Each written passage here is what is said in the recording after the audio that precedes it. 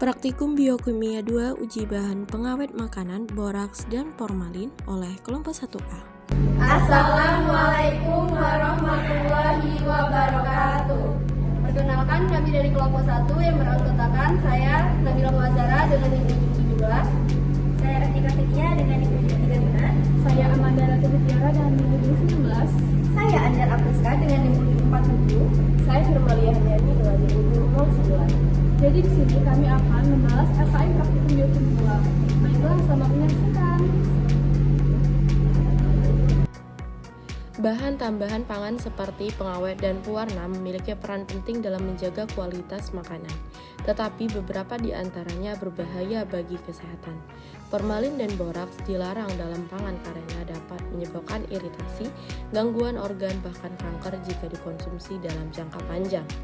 Selain itu, pewarna tekstil seperti rhodamin B dan metanol kuning juga bersifat karsinogenik yang sering ditemukan dalam makanan yang dijual bebas. Untuk mendeteksi keberadaan boraks dan formalin dalam pangan, digunakan metode kualitatif dan kuantitatif dengan indikator alami seperti kunyit dan buah naga.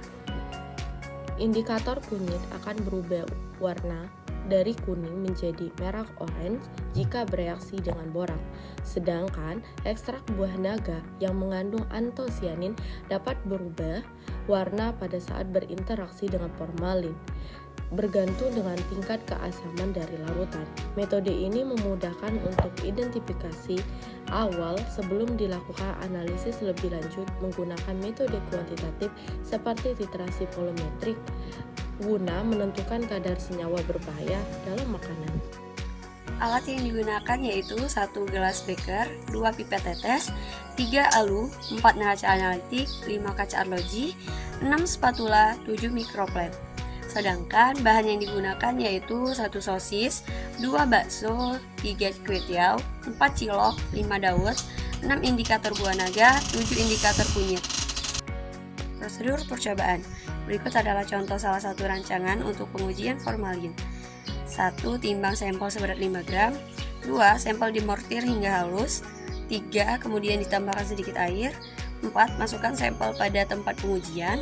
5. Selanjutnya tambahkan 4-5 tetes indikator kulit buah naga. 6. Diamkan selama 5-10 menit. 7. Amati perubahan yang terjadi. Berikut adalah contoh salah satu rancangan untuk pengujian boraks. 1. Timbang sampel seberat 5 gram. 2. Sampel dimortir hingga halus. 3. Kemudian ditambahkan sedikit air. 4. Masukkan sampel pada tempat pengujian. 5. Selanjutnya tambahkan 4-5 tetes indikator kunyit. 6. Diamkan selama 5-10 menit. 7. Amati perubahan yang terjadi.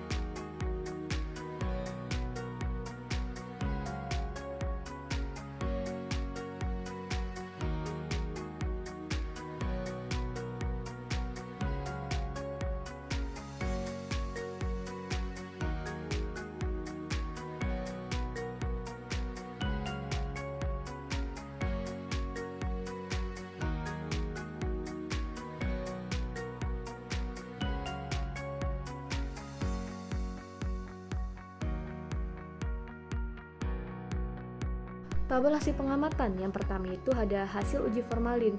Terlihat pada gambar atau pada mikroplate lebih tepatnya.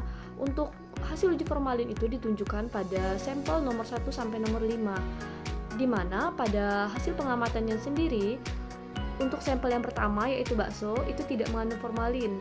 Sedangkan sampel yang kedua itu sosis, di mana sosis sendiri itu positif mengandung formalin. Yang ketiga ada sampel kue tiaw. Kue tiaw ini negatif mengandung formalin. Untuk sampel keempat ada cilok. Cilok ini positif mengandung formalin. Serta yang kelima ada dawet.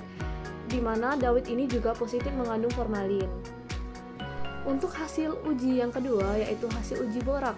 Terlihat pada mikroplet, hasil uji borak sendiri ditunjukkan pada nomor 6-10, di mana semua sampel yang ada di dalam uji itu negatif mengandung boraks. Sampel-sampelnya itu yang pertama ada bakso itu negatif, yang kedua itu sosis juga negatif, yang ketiga ada kue tiaw negatif, yang keempat ada cilok negatif, dan juga yang terakhir ada dawet, yang mana dawet ini juga negatif mengandung boraks.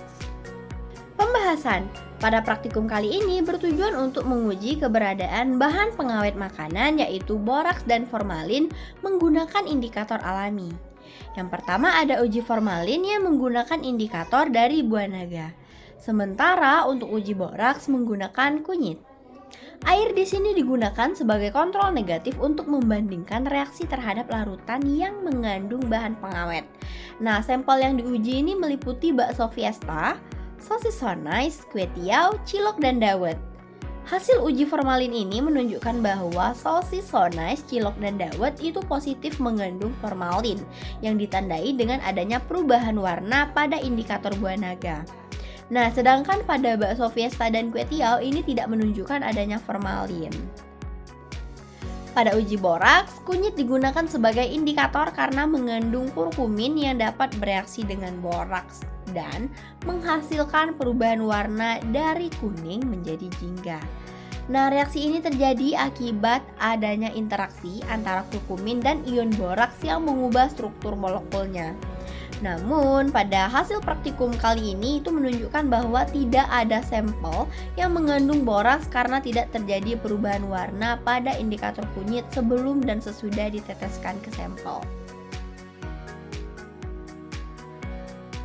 Kesimpulan, jadi yang pertama pada uji senyawa boraks itu menggunakan indikator kunyit yang mengandung senyawa kurkumin yang dalam suasana basah tidak menunjukkan perubahan warna. Yang kedua, pada uji senyawa formalin menggunakan indikator buah naga yang mengandung senyawa antiosianin yang dalam suasana asam menunjukkan warna merah muda. Yang ketiga, tidak ditemukan adanya perubahan warna jingga pada uji boraks yang menunjukkan bahwa tidak ada sampel yang mengandung boraks. Yang keempat, warna merah muda pada uji positif formalin itu dihasilkan dari sifat formalin dan antosianin yang sama-sama memiliki sifat asam sehingga tetap menstabilkan warna antiosianin kulit buah naga. Yang terakhir, yang kelima, yaitu pada uji boraks tidak ditemukan sampel yang positif, sedangkan pada uji formalin, sampel yang positif mengandung formalin itu adalah sosis so nice, cilok, dan juga dawet. Tadi video mengenai praktikum biokimia 2. Mohon maaf apabila ada kesalahan dalam bentuk berkata atau ketika lagu yang kurang berkenan. Semoga video yang kami tampilkan